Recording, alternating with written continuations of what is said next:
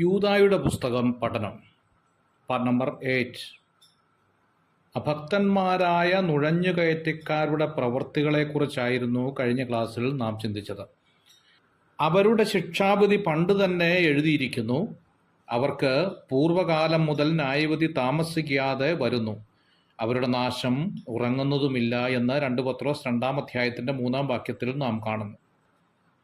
യോഹന്നാന്റെ സുവിശേഷം 3-ാം അധ്യായത്തിൻ്റെ 17-ാം വാക്യം മുതൽ അവരുടെ ന്യായവിധി കാലതാമസം സംഭവിക്കാതെ തക്ക സമയത്ത് നടത്തുവാൻ തിരുവെഴുത്തിൽ മുൻകൂട്ടി രേഖപ്പെടുത്തിയിരിക്കുന്നു എന്നതാണ്. ഒരുവൻ തെറ്റ് ചെയ്യുന്ന നിമിഷത്തിൽ നടക്കുന്നതല്ല എന്ന് തോന്നിയാലും ന്യായാധിപതിയായ ദൈവം തക്ക സമയത്ത് അത് നിവർത്തിക്കും, സംശയമില്ല.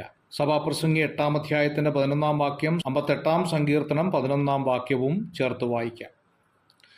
ദുരുപദേഷ്ടക്കന്മാരുടെയും കള്ളപ്രവാചകന്മാരുടെയും ന്യായവിധിയും നിത്യനാശവും വേദഗ്രന്ഥത്തിൽ മുൻകൂട്ടി രേഖപ്പെടുത്തി തന്നിട്ടുണ്ട്. യെശയ്യാപ്രവചനം 8-ാം അധ്യായത്തിന്റെ 19, 22 വാക്യം, യിരെമ്യാ പ്രവചനം 5-ാം അധ്യായത്തിന്റെ 13 മുതൽ 14 വരെയുള്ള വാക്യം, ആവർത്തന പുസ്തകം 13-ാം അധ്യായത്തിന്റെ 1 മുതൽ 11 വരെയുള്ള വാക്യം, 2 തെസ്സലോനിക്കർ 2-ാം അധ്യായം 6 മുതൽ 10 വരെയുള്ള വേദഭാഗം.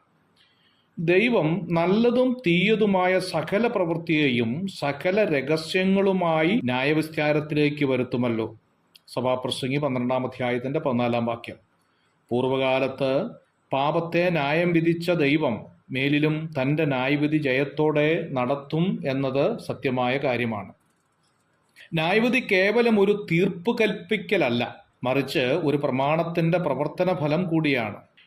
ന്യായവിധിയുടെ വാൾ കൃത്യസമയത്ത് ദുരുപദേഷ്ടാക്കന്മാരുടെയും പാപികളുടെയും മേൽ ദൈവം അയക്കുവാൻ കാരണം അവർ ദൈവപുത്രനെ നിരസിച്ചു എന്നുള്ളതാണ്. മാത്രമല്ല, അവർ ദൈവകൃപയെ ദുഷ്കാമ പ്രവൃത്തികൾ ചെയ്യുവാനുള്ള ഒരു അധികാര പത്രികയാക്കി മാറ്റി എന്നുള്ളതാണ്. ന്യായവിധിയുടെ കാഠിന്യം വർദ്ധിക്കുവാനുള്ള കാരണം അഹരോനെ പോലെ ജനത്തെ കെട്ടഴിഞ്ഞവരായി വിടുന്ന നേതൃത്വങ്ങളുടെ മേൽ കൃത്യസമയത്ത് ന്യായവിധിയുടെ വാൾ പതിക്കുമെന്ന് ഓർത്തുകൊള്ളേണ്ടതാണ്. ഇവിടെ യൂദ വിശ്വാസം എന്ന പദം ഒരു വിശ്വാസിയുടെ ഭക്തി, ആശ്രയം, വിശ്വസ്തത, അംഗീകരണം എന്നീ അർത്ഥത്തിലല്ല ഉപയോഗിച്ചിരിക്കുന്നത് എന്ന് മനസ്സിലാക്കാം. ദൈവത്താൽ അപ്പസ്തോലന്മാരിൽ കൂടി സഭയ്ക്ക് ഒരിക്കലായി എന്നേക്കും നൽകപ്പെട്ടിരിക്കുന്ന അപ്പസ്തോലിക ഉപദേശം എന്ന അർത്ഥത്തിലാണ് ആദിമവിശ്വാസം എന്നതുകൊണ്ട് ഉദ്ദേശിക്കുന്നത്.